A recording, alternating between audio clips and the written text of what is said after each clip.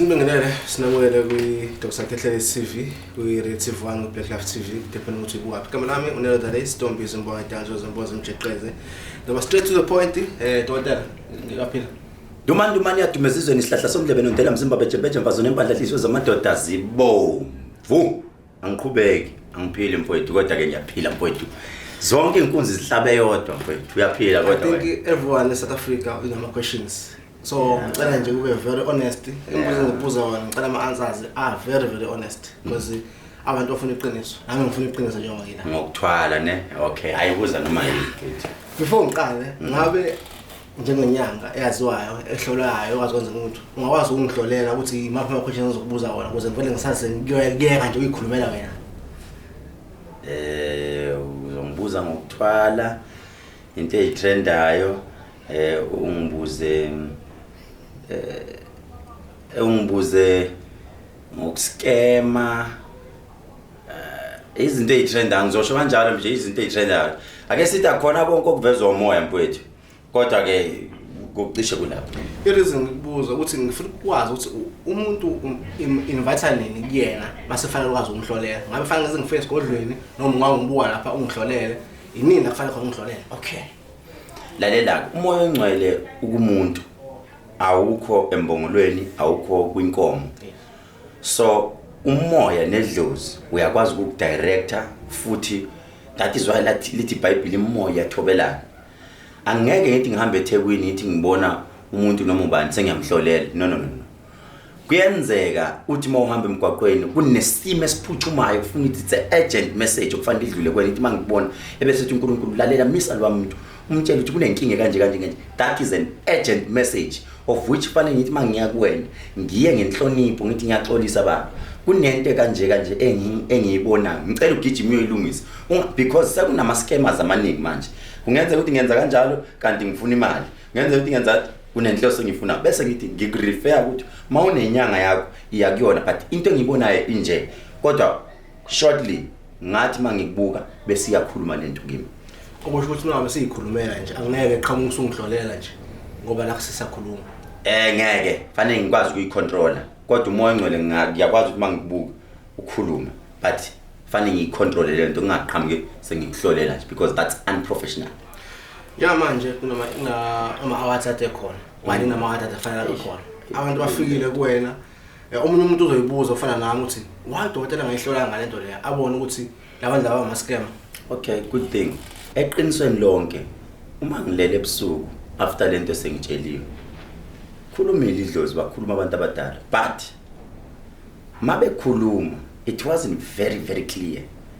Asikhulumeni iqiniso abantu emhlabeni noNkulunkulu noJesu uqobo lakhe akuyona yonke into ayibona phela if kwakunjalo uJesu kwakufanele naye abone ukuthi ngizobethelwa ngosuku olukanje but uthi uJesu mayihleli laphana nabafundi bakhe uthi kunina la ukhona oyongikhaphela noma ukhona ozongidayisa nami ngithi kunina uma ngilele ebusuku ngiyabona ukuthi lento izoba khona kodwa kuzoba nepolitiki phakathi ezophazamisa.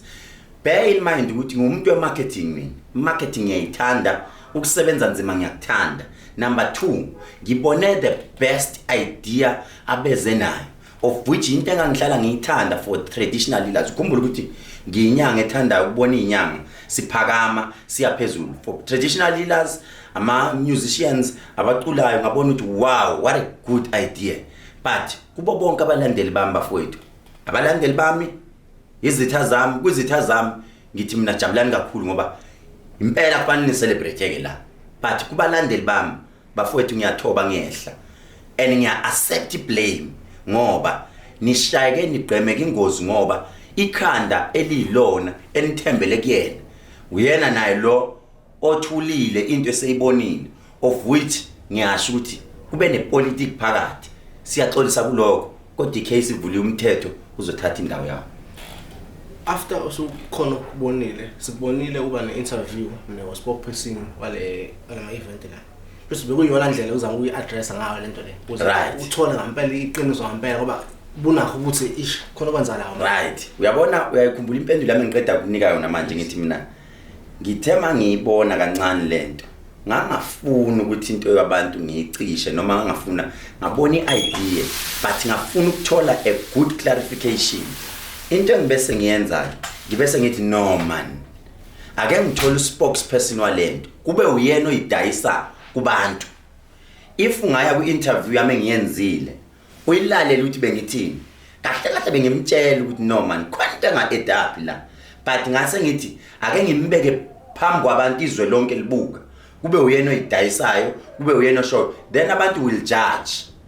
Nangempela wakhuluma ngawabona ama-comment abanye bethi khona into esiyisolayo Khehlelezi la, but ngangafuni ukuthi ikhulunywe yimina because remember I'm a public figure. Once ngikhuluma into kunemunye futhi engimshayayo okuphela isinkwa sakhe uyolala engadlanga.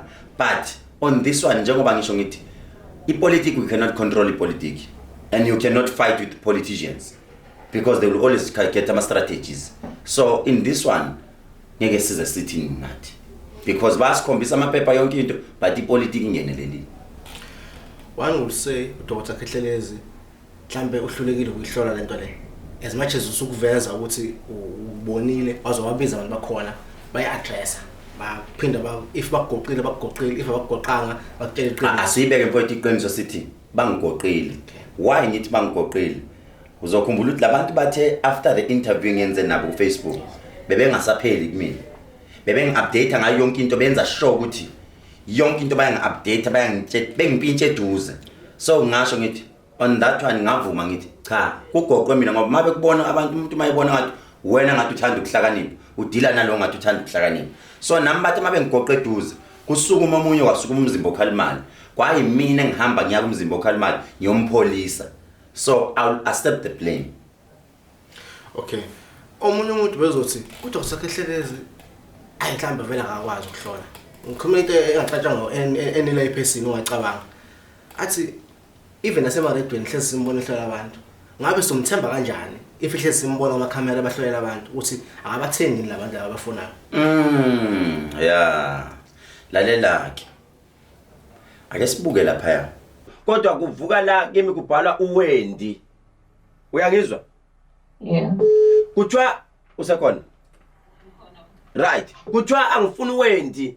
Uma ngifuna uwendi uthi uJehova kimi angikhulume nawe ngihambe ngize ngiyofika kwenye indawo. Le ndawo mangifika kuyona bese ngathi namanje ngifuna indawo yakaNongoma. Lo mntwana uhlala kaNongoma. Wena sisi mawulokuthi nawe ukhona inkinga wena uke wathi mawulele ebusuku 2 weeks back angidlulise amasonto amabili ngibuyele emva. Ngithi uke wathi mawulele ebusuku wena sisi wakhwehlela kabuhlungu ebusuku kwangathi kunento engene kuwena emlonyeni awuphinde futhi uconfirm lapho ngikhubeke ngephambili. Lalela sisi uma ukhwehlela ebusuku uthi uJehova yazi isikhathi lapho kwaku 20 minutes past 11 ebusuku lele uthi uJehova kunomuntu kodwa sisi oloke kuphosa akuphose ngento engathi isichitho noma afuna ukudlisa kodwa le ntombazane kodwa njengomuntu engathi ufuna ukukhipha entweni engathi isendodeni mawuloku ukhuluma nami uthi mina ngiku-stable relationship uthi umoya ngicela ngiphike ngithi no sisi kuneyingqushungqushe ezisukayo njengomuntu engaze ngikreshe ngithi no wena sisa kulungu othandweni lakho njengomuntu engathi ngaze ngithi wena ungaphila wedwa awuphinde ukhulume nami ngizwe. Amen kunjalo. Lalela siswami uthi uJehova angifuni impahla yakho yangaphansi ngize ngifune into kodwa engathi u-navy blue ukhala umbala wayo. Uyangizwa ngithini kuwe manje?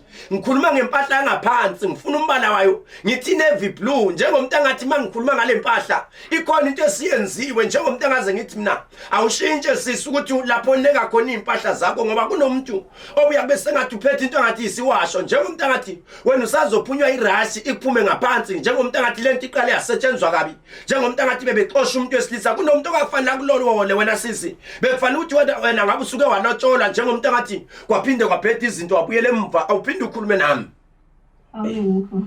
Igagasi sikhuluma about ishow ka Alex ilalela abantu million plus. Yes. Right, suka kwiGagasi FM ake sisuke siye kwizwi lomzansi nolobulobi. Lobulobi lapha izwi lomzansi linabantu abalilalelayo 250,000 plus kuyaphezulu. Mina umsebenzi wami uyangikhulumela kunyanywa lo Khehlelezi amandla enginawo kodwa umsebenzi ubonile uyikhulumela. Into le kanami ngesilungu mina ngizokhuluma ngale nto engiyaziyo. Wena wena ngesilungu You have a problem, a big one. You are very sick.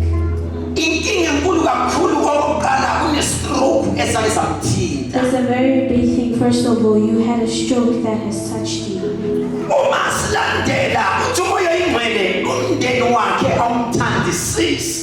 The Lord says spiritually, your family doesn't really love you. There was money that was supposed to come out for you.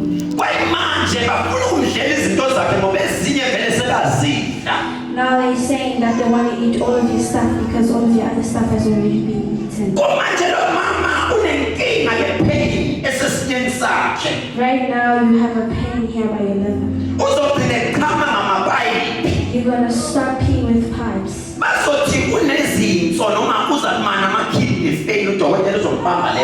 They're going to say you have kidney failure. They say you're going to go through a treatment with this dialysis. Right now you are going through a treatment that you are eating.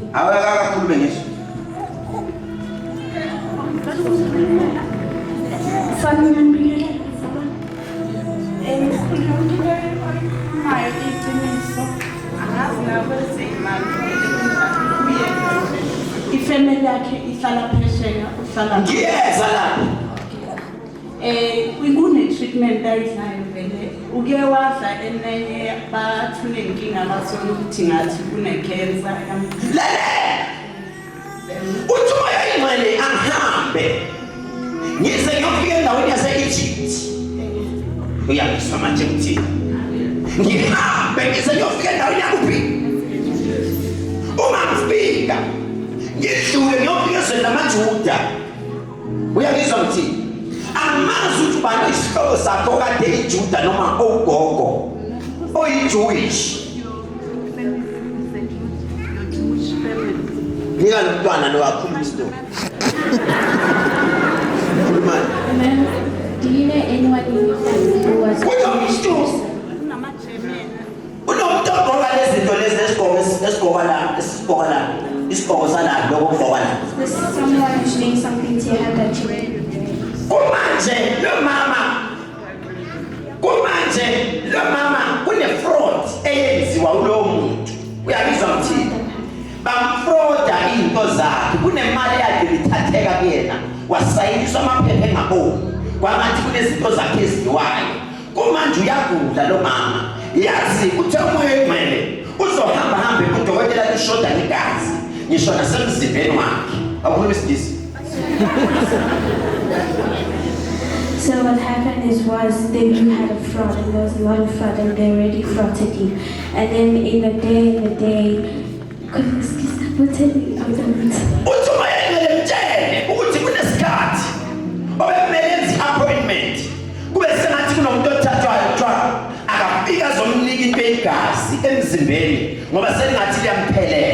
there was a time where you needed blood and then someone has to come and give you blood because there's something inside your body and that is affecting you a lot. Last year we were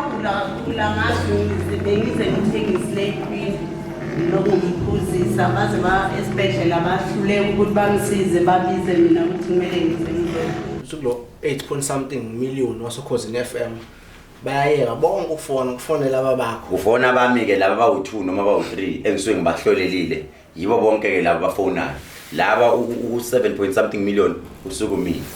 But I think nami sengicabanga indlela I think umuntu ongacabanga ukuthi usuba fraudile ngabe akadelelwe wena wethu udelela ukhoza FM ushaba phathi bakhona bayakuvumela uletha abantu bakho bazofona. No but asisho lento sithi there are many ways to gain trust yabantu. If we look at this event at Khehlelezi kunabantu asebegaine i-platform noma bagaine mileage from abalandeli naba abalandeli it's very easy ukuthi abalandeli babelieve if ever in marketing yomuntu it's good enough, of which I will say ngiyabancoma abanye babo ngibancoma because they know how to manipulate noma bashintsha izinto benza ukuthi abantu baba believe.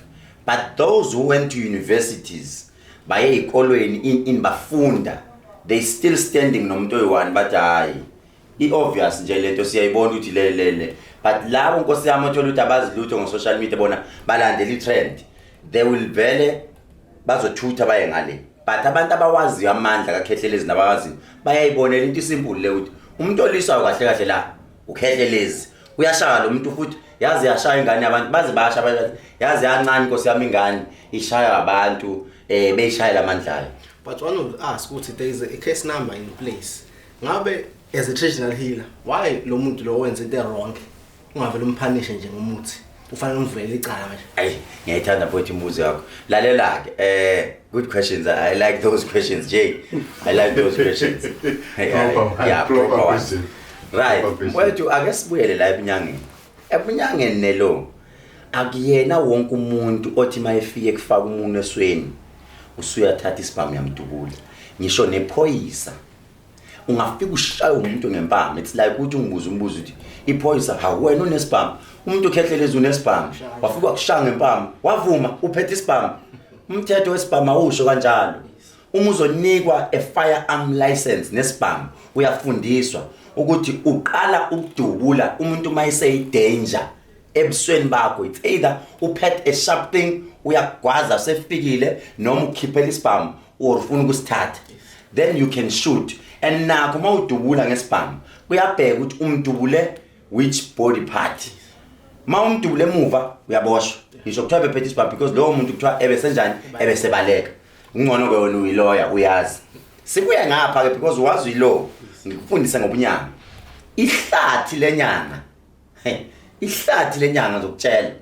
1 ulizwa ngelanguage. Mangithi ihlathi lenyanga 1 khuluma ngomuntu ongakaza thwasa.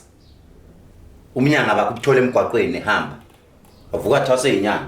Nangempela umuntu wakhona ukwazi ukumlandela ihistory. Emuvu ukuthi mawumlandela ihistory uthola ukuthi it's either bewumculi noma beyini wathi esemdala wabona i-opportunity. But no ngoba that person we call him or her an opportunist. Udle ngokuthi people they trust him or her ukhuluma kakhulu is too talkative ebese bona i-opportunity. Oh, here's an opportunity, angene or lo muntu unemali kakhulu, so umuntu onemali obviously listen to him or her. So ngiyakule question ukuthi why ungamshaya inyanga eganga yendaweni in the village kudala yayishisela umuzi ixoshwe ngesizulu kuthiwa ukudingiswa because lo muntu akalaphi unjani uyathakatha uqeda isizwe. Inyanga yangempela uthi noma uyifaka umuntu esweni kanje icela umndeni wakho noma ikuncenge ithi ungayenzi lento, loyo muntu ufundisiwe wathi mayiphuma kwathiwa hamba ophuphilisa isizwe ungasibulali isizwe.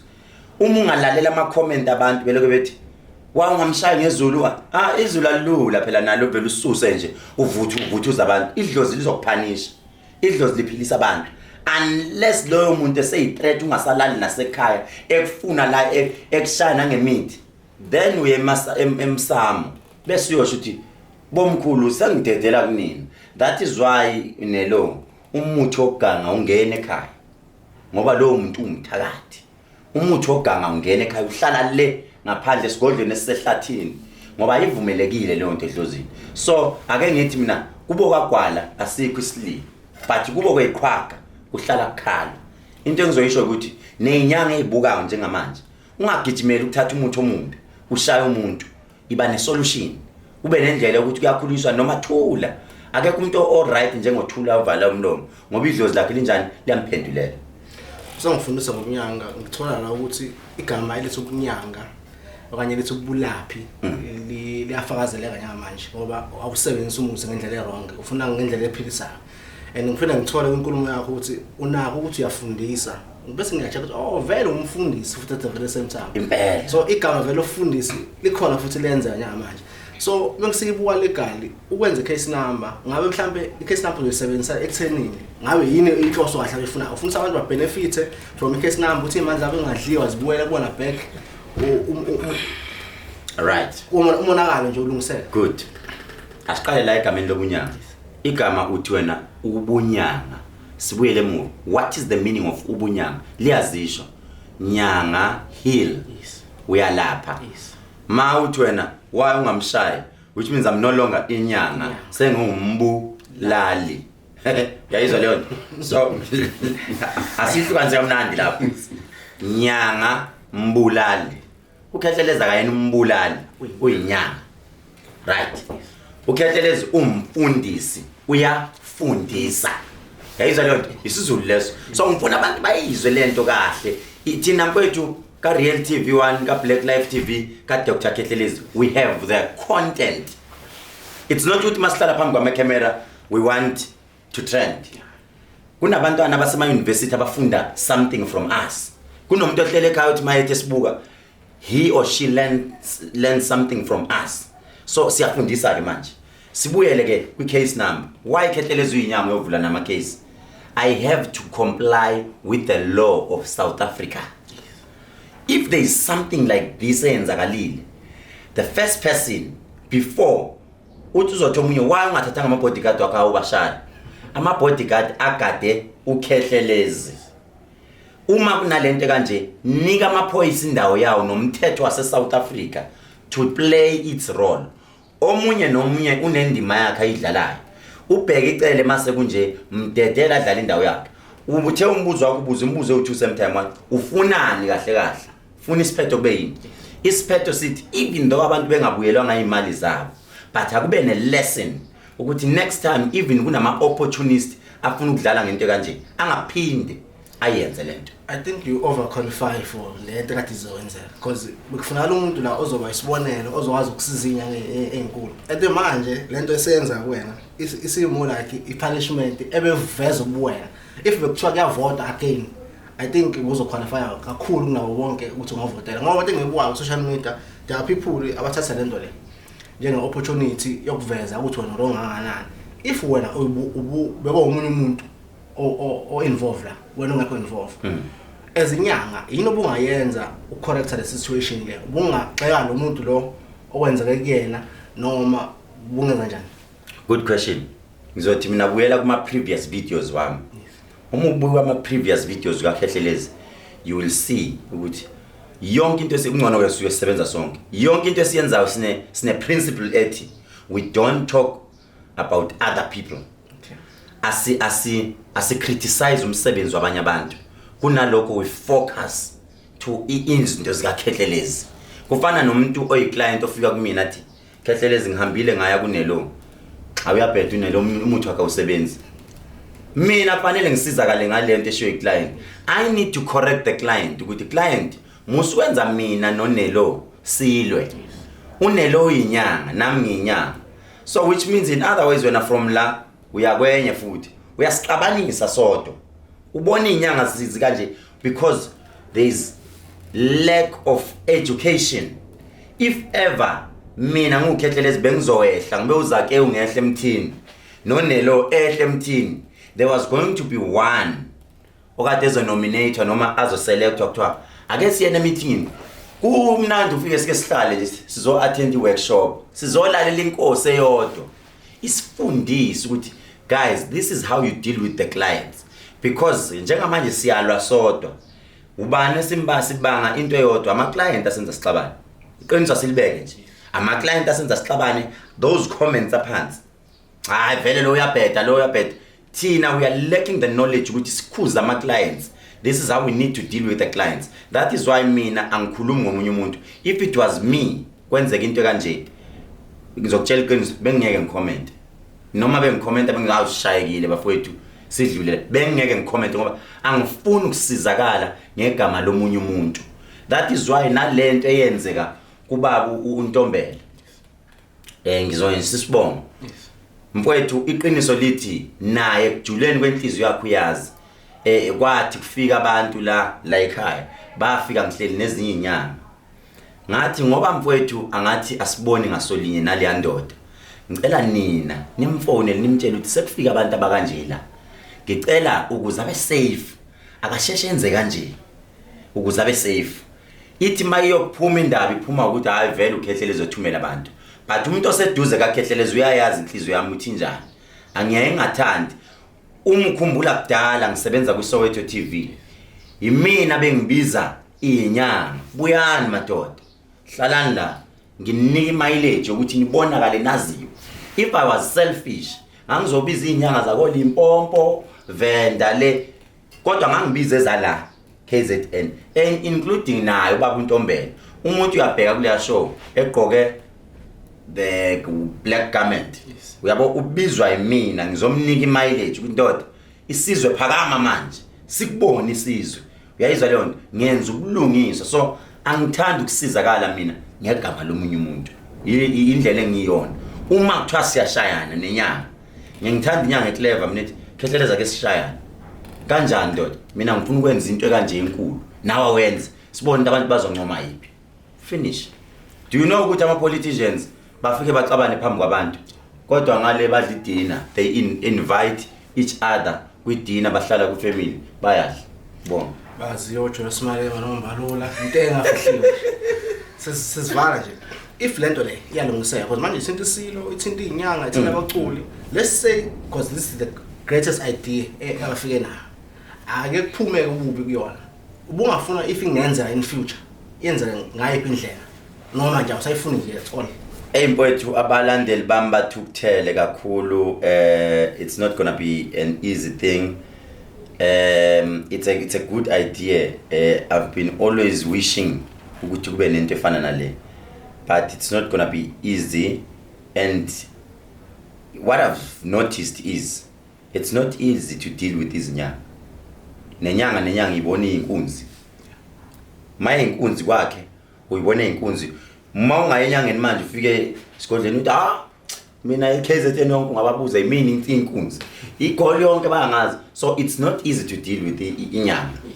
But ngelinye ilanga masizoke maybe uhulumeni message engidlulisa kuhulumeni akaqinisa umthetho ube strong.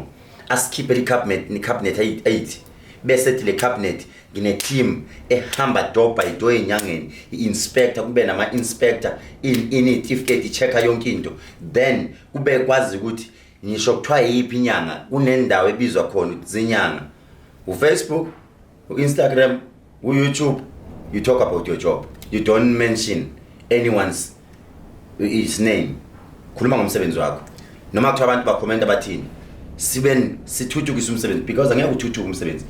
Instead, people are losing trust now ebunyangeni ngezinto ezikhulunywa.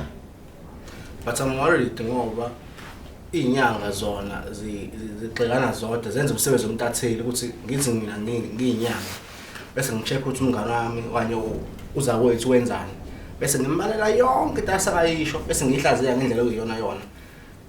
Ninyanga linodwa ayikho mhlawumbe indlela engayenza ngayo ukuthi nilungise indlela ngoba kuthina ayibuke kahle kunabantu abangakholelwa eminyangeni. Mfowethu ukuze kube ne way forward ake siqale ngokhehlelezi. Mfowethu ngasho ngithi kufundwa ngamaphutha masiya phambili sifunda ngamaphutha. Yes. Message le ngiyise South Africa yonke all over the world. If and it's directed straight ezinyangeni izangoma bathandaza befundisa.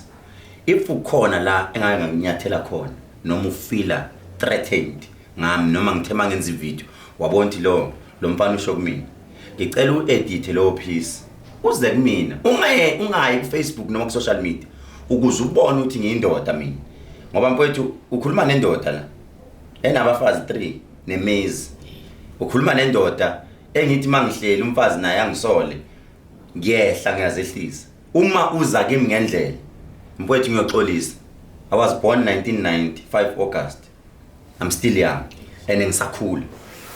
Indlela ibuzwa kwabaphambili. Uma ubuye Khehlelezi wakhuluma wrong ngami ngani ngizoxolisa futhi even if ungathi iya ku social media yokwenza ngizokusho lokho. And namanje ngisasho engibanyathelile ebunyangeni.